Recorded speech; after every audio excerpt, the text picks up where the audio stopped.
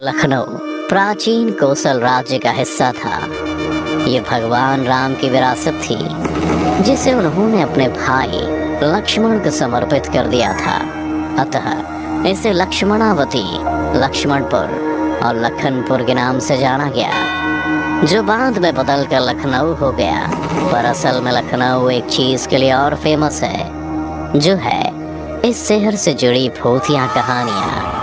जब लखनऊ विश्वविद्यालय के लाल बहादुर शास्त्री हॉस्टल में पढ़ने वाले 3 दोस्तों के बीच शर्त लगी कि किसमें इतनी हिम्मत है जो बेरी गारत के अंदर एक रात बिता सके, क्योंकि यहाँ वो कब्रिस्तान है जिसमें 1857 की जंग में मारे गए अंग्रेजों को दफनाया गया था। खैर, उन दोस्तों में से एक ने हिम्मत दिखाई और शर्त कबूल कर ली। अगले दिन तीनों दोस्त विश्वविद्यालय से निकले और नदवा कॉलेज और पक्का पुल के रास्ते से होते हुए रेजिडेंसी पहुंचे। रात के करीब 1 बज चुके थे। सन्नाटा छाया हुआ था। अधपक्की सड़क पर महज 1-2 तांगे वाले नजर आ रहे थे। तीनों दोस्त बेली गारत के अंदर पहुंचे। उन दिनों बेली गारत के चारों ओर बाउंड्री वॉल टूटी हुई थी, कोई भी आसानी से अंदर जा सकता था। अब रात के करीब 1 बज चुके थे। ठीक है प्रशांत, कल मिलते हैं, अगर तुम जिंदा रहते हो तो। अरे जिंदा क्यों नहीं रहूंगा, मुझे भूतों से डर थोड़ी लगता है, और जब डर ही नहीं लगता तो वह डर किस बात का। प्रेम और प्रशांत आपस में बातें कर रहे थे, पर श्री आसपास की कब्रों को बड़े गौर से देख रहा था और उन कब्रों पर लिखे नामों को बारी बारी से पढ़ता हुआ पुटपुटा रहा था। अब तो कब्रों को इस तरह से क्यों देख रहा है? यहाँ सारे मर्दों की लाश है, किसी लड़की की नहीं है, ठरकी इंसान। प्रशांत, इसका बस चले तो ये लड़कियों को कब्र से निकाल के बोले, आप बहुत सुंदर लग रही हैं, क्या आप मेरी गर्लफ्रेंड बनोगी? प्रेम की बात सुन प्रशांत भी जोर जोर से हंसने लगा था, जिनकी हंसी पूरे कब्रिस्तान में गूंज रही थी। अरे नहीं प्रेम, मैं तो इन कब्रों पर लिखे नाम को पढ़ रहा था, क्योंकि पिछले हफ्ते जब मैं टीना के साथ यहाँ मजे करने आया था ना, तो इस थॉमस हैंक की कब्र इस कब्रिस्तान की सबसे आखिरी में थी। और ये बात मुझे इसीलिए याद है क्योंकि मैंने इसी कब्र के पास उगे फूलों को उखाड़ कर टीना को दिया था। श्री की बात सुन प्रेम और प्रशांत भी एक पल के लिए सोच में पड़ गए। सबके मन में इस वक्त यही सवाल गूंज रहा था कि आखिर कब्र एक जगह से दूसरी जगह कैसे जा सकती है। और इस बात की पुष्टि इस बात से भी हो रही थी कि श्री के तोड़े हुए फूलों की डाली अभी भी मुरझाई हुई कब्र के पास ही थी। अच्छा ठीक है, अब मुझे और उल्लू मत बनाओ, मुझे डराने की तुम्हारी कोशिश किसी काम की नहीं, समझ गए? मैं इस कब्रिस्तान पे अब कल से वही आऊँगा, वो भी जिंदा। अरे जाओ तुम दोनों, मुझे अकेला छोड़ दो।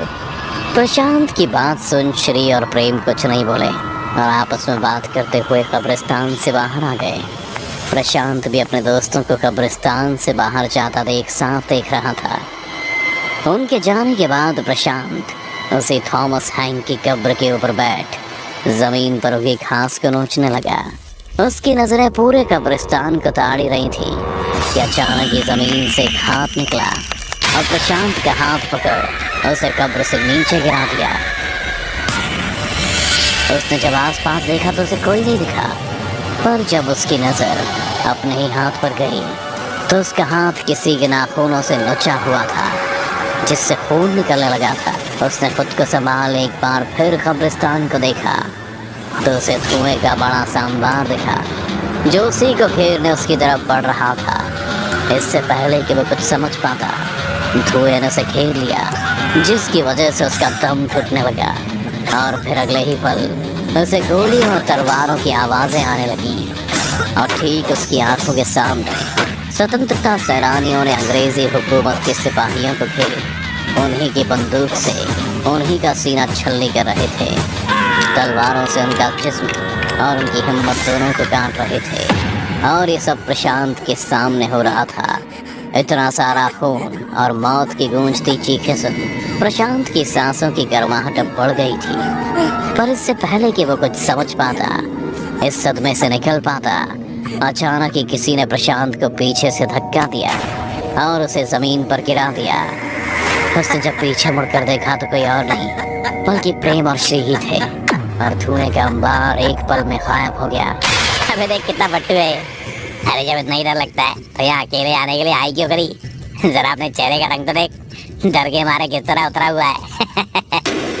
दोनों दोस्त प्रशांत से कहते हुए इस पर हंसे जा रहे थे, क्योंकि अचानक से धक्का लगने की वजह से वो डर गया था। बंद करो तुम लोग अपनी नौटंकी और चलो यहाँ से, मुझे और नहीं रहना इस कब्रिस्तान में। तुम्हें अंदाजा भी है मैं अभी क्या देख रहा था? प्रशांत जानता था कि जो कुछ भी उसने देखा है वो कभी उसे अपने दोस्तों को समझा नहीं पाएगा, इसलिए झुंझलाता हुआ दोनों से कह बाहर जाने को हुआ ही था कि तभी प्रेम ने उसका हाथ पकड़ उसे रोक लिया।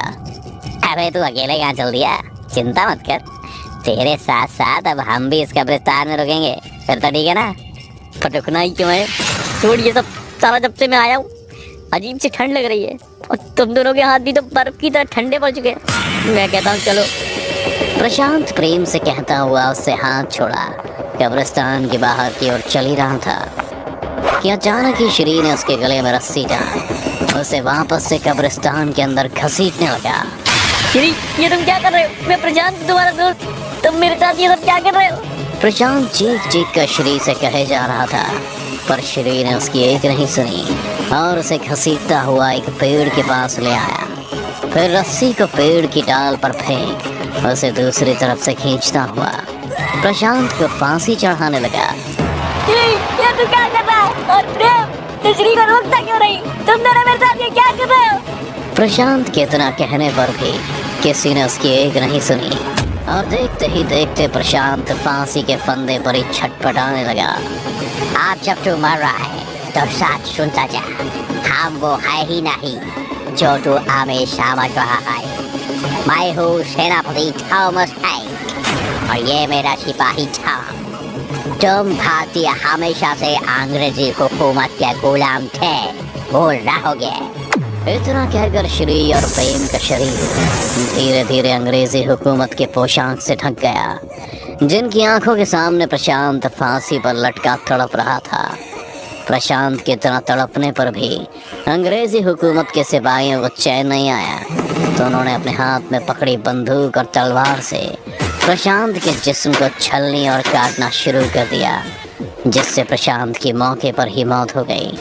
अगली सुबह प्रशांत के दोस्त जब उसे लेने बेली गारत के कब्रिस्तान आए, तो कब्रिस्तान के बाहर पुलिस और प्रेस का जमावड़ा लगा हुआ था, जिन्हें देख दोनों की सांसें तेज हो गई थीं।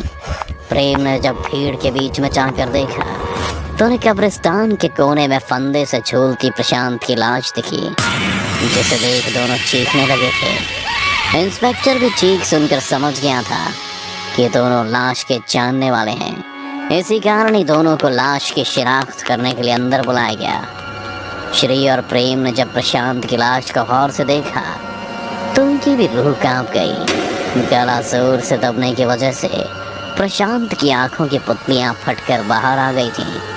आंखों की जगह दो काले गड्ढे दिखाई दे रहे थे और नीचे जमीन पर खून ही खून बिखरा हुआ था। साथ ही गोलियों के खाली कारतूस भी बिखरे पड़े थे, पर प्रशांत के जिस्म पर कट का एक भी निशान नहीं था। दोनों ने लाश को पहचान तो लिया था, पर अब ये केस पुलिस को भी समझ नहीं आ रहा था, क्योंकि पोस्टमार्टम में ये बात साफ हो चुकी थी कि भले ही प्रशांत के जिस्म पर बाहर से कोई कट या किसी खरोंच का निशान ना मिला हो, लेकिन अंदर से उसका शरीर गोलियों से छल्ली पड़ा था और अंदर से मांस, नसें और यहाँ तक कि हड्डियाँ भी कटी हुई थीं। बहुत जांच पड़ताल के बाद भी केस कभी सॉल्व नहीं हुआ और ठीक 20 साल बाद श्री और प्रेम की लाश भी उसी रहस्यमयी तरीके से फांसी पर लटकी मिली, वो भी उसी जगह जहाँ प्रशांत लटका हुआ था। पोस्टमार्टम रिपोर्ट में भी वही लिखा था जो प्रशांत की पोस्टमार्टम रिपोर्ट में लिखा गया था। बॉडी पर एक भी कट के निशान नहीं, पर अंदर से जिस्म गोलियों से छल्ली हुआ पड़ा था और तलवार से मांस के साथ हड्डियां तक कटी हुई थीं। और आज भी इस केस की फाइल हजरतगंज के थाने में धूल खा रही है। हालांकि अब वक्त बदल चुका था। सरकार ने बेली गारत को संरक्षित करते हुए चारों तरफ बाउंड्री वॉल बनवा दी है और लाइट की व्यवस्था कर दी है। अब ये रोड रात भर चलती है, पर आज भी तमाम रोशनी और लाइट के बावजूद लोग बेली गारत कब्रिस्तान के अंदर जाने से आज भी डरते हैं।